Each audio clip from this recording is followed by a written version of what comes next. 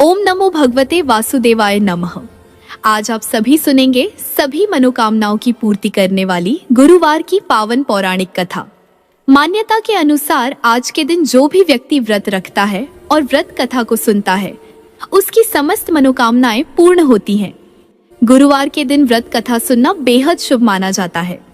कथा का श्रवण करने से परिवार में सुख शांति आती है और घर में धन दौलत की कभी कमी नहीं होती है। सभी श्रोताओं को बृहस्पतिवार अर्थात गुरुवार का व्रत करना चाहिए। भगवान बृहस्पति अपने भक्तों को कभी निराश नहीं करते हैं। यह पूजा अगर पूरी श्रद्धा से की जाए तो निश्चित ही मनोवांछित फल की प्राप्ति होती है। तो प्रिय श्रोताओं, यदि आप अपने दुर्भाग्य को समाप्त करना चाहते हैं और सौभाग्य में वृद्धि प्राप्त करना चाहते हैं, तो आपको गुरुवार का व्रत अवश्य करना चाहिए। जो माताएं बहनें इस दिन किसी कारणवश व्रत नहीं भी रख पा रही हैं, वे भगवान श्री हरि विष्णु और माता लक्ष्मी की कृपा पाने के लिए कथा का श्रवण अवश्य ही करें। तो आज मैं सुना रही हूँ गुरुवार व्रत की संपूर्ण कथाएं, जिसे आप सभी बड़ी ही श्रद्धा तथा प्रसन्नचित मन से पूरा अवश्य सुनिएगा, क्योंकि भगवान श्री कृष्ण कहते हैं कि कथा का आधे पर ही त्याग करने वाले मनुष्य घोर नरक में जाते हैं। इसीलिए कथा को पूरा अवश्य सुने। लेकिन कथा को शुरू करने से पहले आप सभी से निवेदन है कि कथा को लाइक अवश्य करें और कमेंट में भगवान श्री हरि विष्णु जी की जय लिखकर अपनी हाजिरी अवश्य लगाएं। तो आइए भगवान श्री हरि विष्णु और माता लक्ष्मी के चरण कमलों का ध्यान करते हुए बृहस्पतिवार व्रत कथा का रसपान करते हैं। एक अति प्रतापी तथा दानी राजा था। वह प्रत्येक गुरुवार को व्रत रखता एवं पूजा करता था। यह उसकी रानी को बिल्कुल भी अच्छा नहीं लगता था। ना ही वह व्रत करती और ना ही किसी को एक पैसा दान में देती थी। राजा को भी ऐसा करने से मना किया करती थी। एक समय की बात है कि राजा शिकार खेलने वन को चले गए। घर पर रानी और दासी थी। उस समय गुरु बृहस्पति साधु का रूप धारण कर राजा के दरवाजे पर भिक्षा मांगने आए। साधु ने रानी से भिक्षा मांगी तो वह कहने लगी, हे साधु महाराज, मैं इस दान और पुण्य से तंग आ गई हूँ। महाराज, आप कोई ऐसा उपाय बताएं जिससे यह सारा धन नष्ट हो जाए और मैं आराम से रह सकूं। साधु रूपी बृहस्पति देव ने कहा, हे देवी, तुम तो बड़ी विचित्र हो। संतान और धन से भी कोई दुखी होता है क्या? अगर तुम्हारे पास धन अधिक है तो इसे शुभ कार्यों में लगाओ, जिससे तुम्हारे दोनों लोग सुधरे। परंतु साधु की इन बातों से रानी खुश नहीं हुई और उसने कहा, मुझे ऐसे धन की आवश्यकता नहीं जिसे मैं दान दूं तथा जिसको संभालने में ही मेरा सारा समय नष्ट हो जाए। साधु ने कहा, यदि तुम्हारी ऐसी इच्छा है तो जैसा मैं तुम्हें बताता हूँ तुम वैसा ही करना। बृहस्पतिवार के दिन तुम घर को गोबर से लीपना, अपने केशों को पीली मिट्टी से धोना, केशों को धोते समय स्नान करना, राजा से हजामत बनाने को कहना, भोजन में मांस मदिरा खाना और कपड़ा धोबी के यहाँ धुलने डालना। इस प्रकार 7 बृहस्पतिवार करने से तुम्हारा समस्त धन नष्ट हो जाएगा। इतना कहकर साधु बने बृहस्पति देव वहां से अंतर्ध्यान हो गए। साधु के कहे अनुसार करते हुए रानी को केवल 3 बृहस्पतिवार ही बीते थे कि उसकी समस्त धन संपत्ति नष्ट हो गई और भोजन के लिए परिवार तरसने लगा। एक दिन राजा रानी से बोला, हे रानी, तुम यहीं रहो, मैं दूसरे देश को जाता हूँ, क्योंकि यहाँ पर मुझे सभी जानते हैं, इसीलिए मैं कोई छोटा कार्य नहीं कर सकता। ऐसा कहकर राजा परदेश चला गया। वहां वह जंगल से लकड़ी काट कर लाता और शहर में बेचता। इस तरह वह अपना जीवन व्यतीत करने लगा। इधर राजा के बिना रानी और दासी दुखी रहने लगी। एक समय जब रानी और दासी को कई दिनों तक अन्न नहीं मिला तो रानी ने अपनी दासी से कहा, सुनो दासी, यही पड़ोस में ही मेरी बहन रहती है और वह बड़ी धनवान है। तू उसके पास जा और कुछ लेकर आ, ताकि थोड़ा बहुत गुजर बसर हो जाए। रानी की बात सुनकर दासी रानी की बहन के पास गई। उस दिन बृहस्पतिवार था। रानी की बहन उस समय बृहस्पतिवार की कथा सुन रही थी। दासी ने रानी की बहन को अपनी रानी का संदेश दिया, लेकिन रानी की बहन ने कोई उत्तर नहीं दिया। जब दासी को रानी की बहन से कोई उत्तर नहीं मिला तो वह बहुत दुखी हुई। उसे क्रोध भी आया। दासी ने वापस आकर रानी को सारी बात बता दी। दासी की बात सुनकर रानी ने अपने भाग्य को कोसा। उधर रानी की बहन ने सोचा कि मेरी बहन की दासी आई थी, परंतु मैं उससे नहीं बोली, इससे वह बहुत दुखी हुई होगी। कथा सुनकर और पूजन समाप्त कर वह अपनी बहन के घर गई और कहने लगी, हे बहन, मैं बृहस्पतिवार का व्रत कर रही थी। तुम्हारी दासी गई, परंतु जब तक कथा होती है तब तक ना उठते हैं और ना ही बोलते हैं, इसीलिए मैं नहीं बोली। कहो दासी क्यों गई थी? रानी बोली, बहन, हमारे घर अनाज नहीं था। ऐसा कहते कहते रानी की आंखें भर आई। उसने दासी समेत भूखा रहने की बात भी अपनी बहन को बता दी। रानी की बहन बोली, बहन, बृहस्पति देव भगवान सबकी मनोकामना पूर्ण करते हैं। देखो, शायद तुम्हारे घर में भी अनाज रखा हो। यह सुनकर दासी घर के अंदर गई तो वहां उसे एक घड़ा अनाज का भरा मिल गया। उसे बड़ी हैरानी हुई क्योंकि उसने एक एक बर्तन देख लिया था। उसने बाहर आकर रानी को बताया। दासी रानी से कहने लगी, हे रानी, जब हमको भोजन नहीं मिलता तो हम व्रत ही तो करते हैं, इसीलिए क्यों ना इनसे व्रत और कथा की विधि पूछ ली जाए, हम भी व्रत किया करेंगे। दासी के कहने पर रानी ने अपनी बहन से बृहस्पतिवार व्रत के बारे में पूछा। उसकी बहन ने बताया, बृहस्पतिवार के व्रत में चने की दाल और मुनक्का से विष्णु भगवान का केले की जड़ में पूजन करे तथा दीपक जलाए, पीला भोजन करे तथा बृहस्पतिवार की कथा सुने। इससे गुरु भगवान प्रसन्न होते हैं और मनोकामना पूर्ण करते हैं। व्रत और पूजन की विधि बताकर रानी की बहन अपने घर लौट आई। रानी और दासी दोनों ने निश्चय किया कि बृहस्पति देव भगवान का पूजन जरूर करेंगे। 7 दिन बाद जब बृहस्पतिवार आया तो उन्होंने व्रत रखा। घुड़साल में जाकर चना और गुड़ बीन लाई तथा उसकी दाल से केले की जड़ तथा विष्णु भगवान का पूजन किया। अब पीला भोजन कहाँ से आए, यही सोचकर दोनों बड़ी दुखी हुई।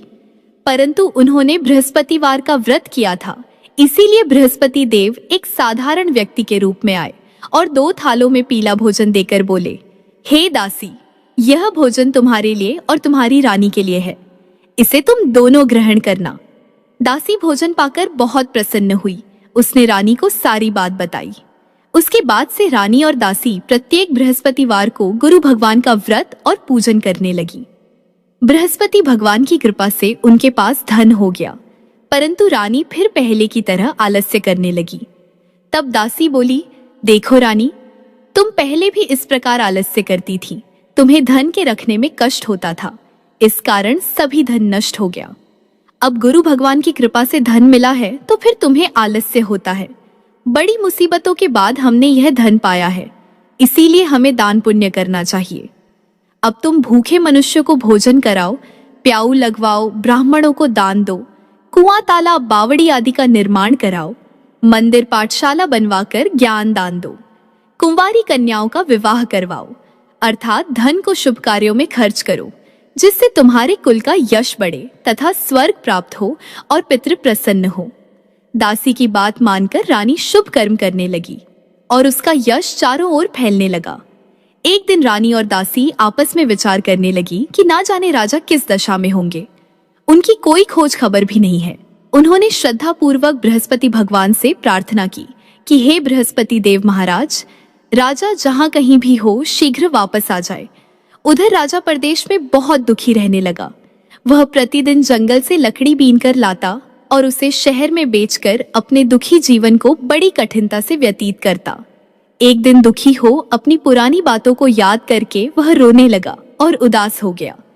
उसी समय राजा के पास बृहस्पति देव साधु के वेश में आकर बोले, हे लकड़हारे, तुम इस सुनसान जंगल में किस चिंता में बैठे हो, मुझे बतलाओ। यह सुन राजा के नेत्रों में जल भर आया। साधु की वंदना कर राजा ने अपनी संपूर्ण कहानी सुना दी। महात्मा दयालु होते हैं। वे राजा से बोले, हे राजा, तुम्हारी पत्नी ने बृहस्पति देव के प्रति अपराध किया था, जिसके कारण तुम्हारी यह दशा हुई।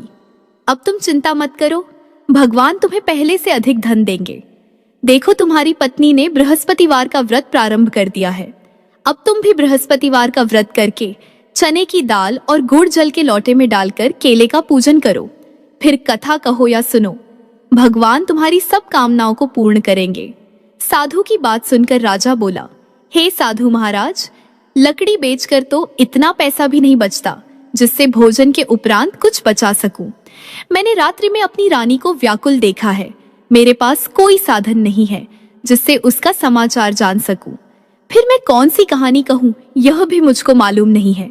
साधु ने कहा, हे राजन, मन में बृहस्पति भगवान के पूजन व्रत का निश्चय करो, वे स्वयं तुम्हारे लिए कोई राह बना देंगे।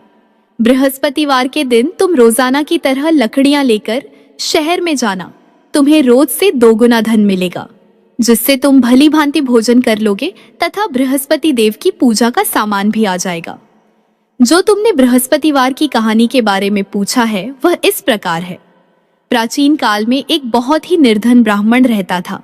उसकी कोई संतान न थी। वह नित्य पूजा पाठ करता, परंतु उसकी स्त्री न स्नान करती और न किसी देवता का पूजन करती। इस कारण ब्राह्मण देवता बहुत दुखी रहते थे।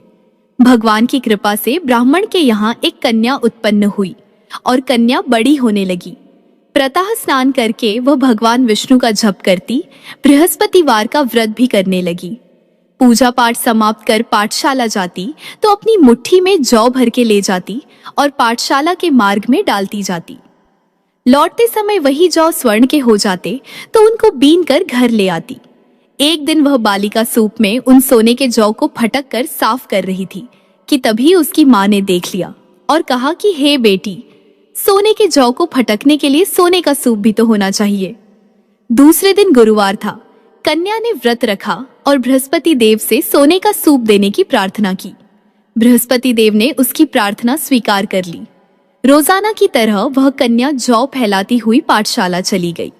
पाठशाला से लौटकर जब वह जौ बीन रही थी तो बृहस्पति देव की कृपा से उसे सोने का सूप मिला। उसे वह घर ले आई और उससे जौ साफ करने लगी, परंतु उसकी माँ का वही ढंग रहा। एक दिन की बात है, कन्या सोने के सूप में जब जौ साफ कर रही थी, उस समय उस नगर का राजकुमार वहां से निकला। कन्या के रूप और कार्य को देखकर वह उस पर मोहित हो गया। राजमहल आकर वह भोजन तथा जल त्याग कर उदास होकर लेट गया। राजा को जब राजकुमार द्वारा अन्न जल त्यागने का समाचार ज्ञात हुआ तो अपने मंत्रियों के साथ वह अपने पुत्र के पास गया और कारण पूछा। राजकुमार ने राजा को उस लड़की के घर का पता भी बता दिया। मंत्री उस लड़की के घर गया। मंत्री ने ब्राह्मण के समक्ष राजा की ओर से निवेदन किया। कुछ ही दिन बाद ब्राह्मण की कन्या का विवाह राजकुमार के साथ संपन्न हो गया। कन्या के घर से जाते ही ब्राह्मण के घर में पहले की भांति गरीबी का निवास हो गया। एक दिन दुखी होकर ब्राह्मण अपनी पुत्री से मिलने गए। बेटी ने पिता की अवस्था को देखा और अपनी माँ का हाल पूछा। ब्राह्मण ने सभी हाल कह सुनाया। कन्या ने बहुत सा धन देकर अपने पिता को विदा कर दिया, लेकिन कुछ दिन बाद फिर वही हाल हो गया। ब्राह्मण फिर अपनी कन्या के यहाँ गया और सभी हाल कहा तो पुत्री बोली, हे पिताजी, आप माताजी को यहाँ लिवा आओ, मैं उन्हें वह विधि बता दूंगी जिससे गरीबी दूर हो जाएगी। ब्राह्मण देवता अपनी पत्नी को साथ लेकर अपनी पुत्री के पास राजमहल पहुंचे तो पुत्री अपनी माँ को समझाने लगी कि हे माता, तुम प्रातःकाल स्नान आदि करके विष्णु भगवान का पूजन करो तो सब दरिद्रता दूर हो जाएगी। परंतु उसकी माँ ने उसकी एक भी बात नहीं मानी। वह प्रातःकाल उठकर अपनी पुत्री का बचे जूठन को खा लेती थी। एक दिन उसकी पुत्री को बहुत गुस्सा आया। उसने अपनी माँ को एक कोठरी में बंद कर दिया। प्रातः उसे स्नान आदि करा के पूजा पाठ करवाया तो उसकी माँ की बुद्धि ठीक हो गई। इसके बाद वह नियम से पूजा पाठ करने लगी और प्रत्येक बृहस्पतिवार को व्रत करने लगी। इस व्रत के प्रभाव से मृत्यु के बाद वह स्वर्ग को गई। वह ब्राह्मण भी सुखपूर्वक इस लोक का सुख भोग कर स्वर्ग को प्राप्त हुआ। इस तरह कहानी कहकर साधु बने देवता वहां से लोप हो गए। धीरे धीरे समय व्यतीत होने पर फिर बृहस्पतिवार का दिन आया। राजा जंगल से लकड़ी काटकर शहर में बेचने गया। राजा को उस दिन और दिनों से अधिक धन मिला। राजा ने चना गुड़ आदि लाकर बृहस्पतिवार का व्रत किया। उस दिन से उसके सभी क्लेश दूर हुए। परंतु जब अगले गुरुवार का दिन आया तो वह बृहस्पतिवार का व्रत करना भूल गया। इस कारण बृहस्पति भगवान नाराज हो गए। उस दिन उस नगर के राजा ने विशाल यज्ञ का आयोजन किया था तथा अपने समस्त राज्य में घोषणा करवा दी कि सभी मेरे यहाँ भोजन करने आवे और किसी के घर चूल्हा ना जले। इस आज्ञा को जो ना मानेगा उसको फांसी दे दी जाएगी। राजा की आज्ञा अनुसार राज्य के सभी वासी राजा के भोज में सम्मिलित हुए, लेकिन लकड़हारा कुछ देर से पहुंचा, इसीलिए राजा उसको अपने साथ महल में ले गए। जब राजा लकड़हारे को भोजन करा रहे थे तो रानी की दृष्टि उस खूंटी पर पड़ी जिस पर उसका हार लटका हुआ था। उसे हार खूंटी पर लटका दिखाई नहीं दिया। रानी को निश्चय हो गया कि मेरा हार इस लकड़हारे ने चुरा लिया है। उसी समय सैनिक बुलवाकर उसको जेल में डलवा दिया। लकड़हारा जेल में विचार करने लगा कि न जाने कौन से पूर्व जन्म के कर्म से मुझे यह दुख प्राप्त हुआ है, और जंगल में मिले साधु को याद करने लगा। तत्काल बृहस्पति देव साधु के रूप में प्रकट हो गए और कहने लगे, अरे मूर्ख, तूने बृहस्पति देवता की कथा नहीं की, उसी कारण तुझे यह दुख प्राप्त हुआ है। अब चिंता मत कर, बृहस्पतिवार के दिन जेल खाने के दरवाजे पर तुझे 4 पैसे पड़े मिलेंगे। उनसे तू बृहस्पतिवार की पूजा करना तो तेरे सभी कष्ट दूर हो जाएंगे। अगले बृहस्पतिवार उसे जेल के द्वार पर 4 पैसे मिले। राजा ने पूजा का सामान मंगवाकर कथा कही और प्रसाद बांटा। उसी रात्रि में बृहस्पति देव ने उस नगर के राजा को स्वप्न में कहा, हे राजा, तूने जिसे जेल में बंद किया है उसे कल सुबह छोड़ देना, क्योंकि वह निर्दोष है। राजा प्रातःकाल उठा और खूंटी पर हार टंगा देखकर लकड़हारे को बुलाकर क्षमा मांगी तथा राजा के योग्य सुंदर वस्त्र आभूषण भेंट कर उसे विदा किया। गुरुदेव की आज्ञा अनुसार राजा अपने नगर को चल दिया। राजा जब नगर के निकट पहुंचा तो उसे बड़ा ही आश्चर्य हुआ, क्योंकि नगर में पहले से अधिक बाग, तालाब और कुएं तथा बहुत सी धर्मशालाएं, मंदिर आदि बने हुए थे। राजा ने पूछा कि यह किसका बाग और धर्मशाला है। तब नगर के सब लोग कहने लगे कि यह सब रानी और दासी द्वारा बनवाए गए हैं। राजा को आश्चर्य हुआ और गुस्सा भी आया कि उसकी अनुपस्थिति में रानी के पास इतना धन कहां से आया होगा। जब रानी ने यह खबर सुनी कि राजा आ रहे हैं तो उसने अपनी दासी से कहा, हे दासी, देख राजा हमको कितनी बुरी हालत में छोड़ गए थे, वह हमारी ऐसी हालत देखकर लौट ना जाए, इसलिए तू दरवाजे पर खड़ी हो जा। रानी की आज्ञा अनुसार दासी दरवाजे पर खड़ी हो गई और जब राजा आए तो उन्हें अपने साथ महल में लिवा लाई। तब राजा ने क्रोध करके अपनी तलवार निकाली और रानी से पूछने लगा कि बताओ रानी, यह धन तुम्हें कैसे प्राप्त हुआ। तब रानी ने सारी कथा कह सुनाई। राजा ने निश्चय की कि मैं रोजाना दिन में 3 बार कहानी कहा करूंगा और रोज व्रत किया करूंगा। अब हर समय राजा के दुपट्टे में चने की दाल बंधी रहती तथा दिन में 3 बार कथा कहता। एक रोज राजा ने विचार किया कि चलो अपनी बहन के यहाँ हो आऊं। इस तरह का निश्चय कर राजा घोड़े पर सवार हो अपनी बहन के यहाँ चल दिया। मार्ग में उसने देखा कि कुछ आदमी एक मुर्दे को लिए जा रहे हैं। उन्हें रोककर राजा कहने लगा, अरे भाइयों, मेरी बृहस्पतिवार की कथा सुन लो। वे बोले, लो, हमारा तो आदमी मर गया है, इसको अपनी कथा की पड़ी है। परंतु कुछ आदमी बोले, अच्छा कहो, हम तुम्हारी कथा भी सुनेंगे। राजा ने दाल निकाली और कथा कहनी शुरू कर दी। जब कथा आधी हुई तो मुर्दा हिलने लगा और जब कथा समाप्त हुई तो राम राम करके वह मुर्दा खड़ा हो गया। राजा आगे बढ़ा। उसे चलते चलते शाम हो गई। आगे मार्ग में उसे एक किसान खेत में हल चलाता मिला। राजा ने उससे कथा सुनने का आग्रह किया, लेकिन वह नहीं माना। राजा आगे चल पड़ा। राजा के हटते ही बैल पछाड़ खाकर गिर गए तथा किसान के पेट में बहुत जोर से दर्द होने लगा। उसी समय किसान की माँ रोटी लेकर आई। उसने जब यह देखा तो अपने पुत्र से सब हाल पूछा। बेटे ने सभी हाल बता दिया। बुढ़िया माई दौड़ी दौड़ी उस घुड़सवार के पास पहुंची और उससे बोली, मैं तेरी कथा सुनूंगी, तू अपनी कथा मेरे खेत पर ही चलकर कहना। राजा ने लौटकर बुढ़िया के खेत पर जाकर कथा कही, जिसके सुनते ही बैल खड़े हो गए तथा किसान के पेट का दर्द भी बंद हो गया। राजा अपनी बहन के घर पहुंच गया। बहन ने भाई की खूब मेहमानदारी की। दूसरे रोज प्रातःकाल राजा जागा तो वह देखने लगा कि सब लोग भोजन कर रहे हैं। राजा ने अपनी बहन से जब पूछा, ऐसा कोई मनुष्य है जिसने भोजन नहीं किया हो, जो मेरी बृहस्पतिवार की कथा सुन ले। बहन बोली, हे भैया, यह देश ऐसा ही है। यहाँ लोग पहले भोजन करते हैं, बाद में कोई अन्य काम करते हैं। फिर वह एक कुम्हार के घर गई जिसका लड़का बीमार था। उसे मालूम हुआ कि उसके यहाँ 3 दिन से किसी ने भोजन नहीं किया है। रानी ने अपने भाई की कथा सुनने के लिए कुम्हार से कहा। वह तैयार हो गया। राजा ने जाकर बृहस्पतिवार की कथा कही, जिसको सुनकर उसका लड़का ठीक हो गया। अब तो राजा को प्रशंसा मिलने लगी। एक दिन राजा ने अपनी बहन से कहा, हे बहन, मैं अब अपने घर जाऊंगा, तुम भी तैयार हो जाओ। राजा की बहन ने अपनी सास से अपने भाई के साथ जाने की आज्ञा मांगी। सास बोली, हाँ चली जाओ, मगर अपने बच्चों को मत ले जाना, क्योंकि तेरे भाई की कोई संतान नहीं होती है। बहन ने अपने भाई से कहा, हे भैया, मैं तो चलूंगी, मगर कोई बालक नहीं जाएगा। अपनी बहन को भी छोड़कर दुखी मन से राजा अपने नगर को लौट आया। राजा ने अपनी रानी से सारी कथा बताई और बिना भोजन किए वह शैया पर लेट गया। रानी बोली, हे प्रभु, बृहस्पति देव ने हमें सब कुछ दिया है, वे हमें संतान अवश्य देंगे। उसी रात बृहस्पति देव ने राजा को स्वप्न में कहा, हे राजा, उठ, सभी सोच त्याग दे, तेरी रानी गर्भवती है। राजा को यह जानकर बड़ी खुशी हुई। 9वें महीने रानी के गर्भ से एक सुंदर पुत्र पैदा हुआ।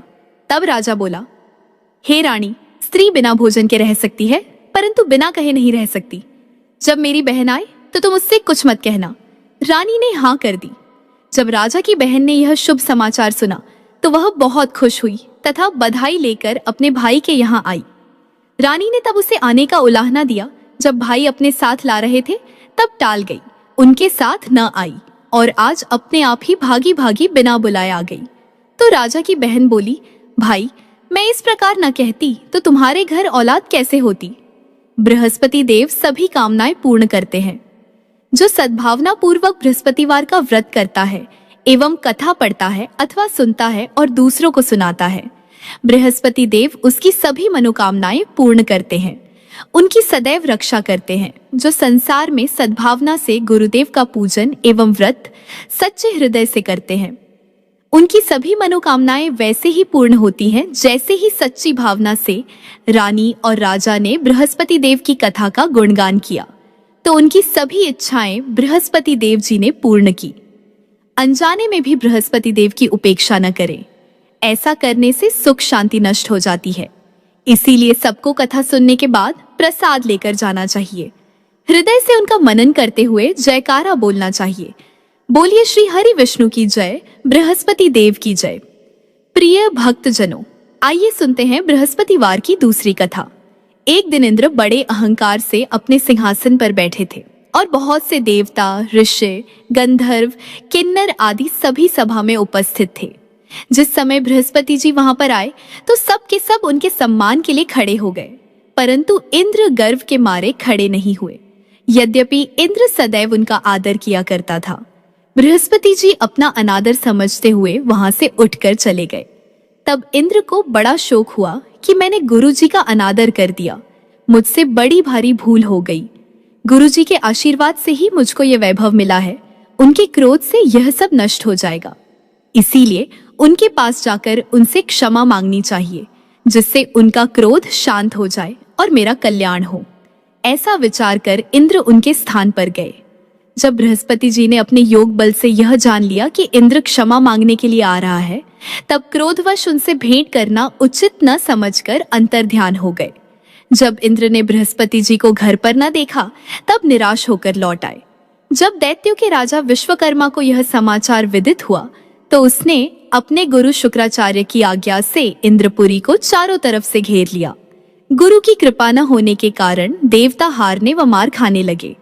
तब उन्होंने ब्रह्मा जी को विनय पूर्वक सब वृत्तांत सुनाया और कहा कि महाराज, दैत्यों से किसी प्रकार हमें बचाइए। तब ब्रह्मा जी कहने लगे कि तुमने बड़ा अपराध किया है जो गुरुदेव को क्रोधित किया। अब तुम्हारा कल्याण इसी में हो सकता है। त्वष्टा ब्राह्मण का पुत्र विश्वरूपा बड़ा तपस्वी और ज्ञानी है, उसे अपना पुरोहित बनाओ तो तुम्हारा कल्याण हो सकता है।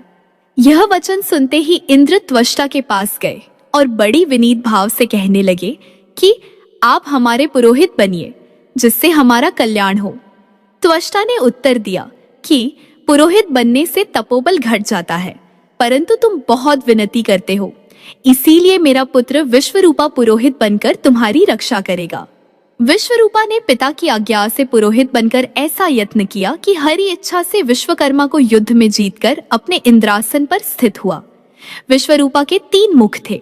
एक मुख से वह सोमपल्ली लता का रस निकाल पीते थे, दूसरे मुख से वे मदिरा पीते और तीसरे मुख से भोजन करते। इंद्र ने कुछ दिनों उपरांत कहा कि मैं आपकी कृपा से यज्ञ करना चाहता हूँ। जब विश्वरूपा की आज्ञा अनुसार यज्ञ प्रारंभ हो गया, तब एक दैत्य ने विश्वरूपा से कहा कि तुम्हारी माता दैत्य की कन्या है, इस कारण हमारे कल्याण के निमित्त एक आहुति दैत्यों के नाम पर भी दे दीजिए तो अति उत्तम हो। विश्वरूपा उस दैत्य का कहा मानकर आहुति देते समय दैत्य के नाम भी धीरे धीरे से लेने लगे। इसी कारण यज्ञ करने से देवताओं का तेज नहीं बढ़ा। इंद्र ने यह वृत्तांत जानते ही क्रोधित होकर विश्वरूपा के तीनों सिर काट डाले। मद्यपान करने से भौंरा, सोमपल्ली पीने से कबूतर और अन्न खाने के मुख से तीतर बना। विश्वरूपा के मरते ही इंद्र का स्वरूप ब्रह्म हत्या के प्रभाव से बदल गया। देवताओं के 1 वर्ष पश्चाताप करने पर भी ब्रह्म हत्या का पाप न छूटा तो सब देवताओं की प्रार्थना करने पर ब्रह्मा जी बृहस्पति जी के सहित वहां गए। उस ब्रह्म हत्या के 4 भाग किए, उनमें से 1 भाग पृथ्वी को दिया।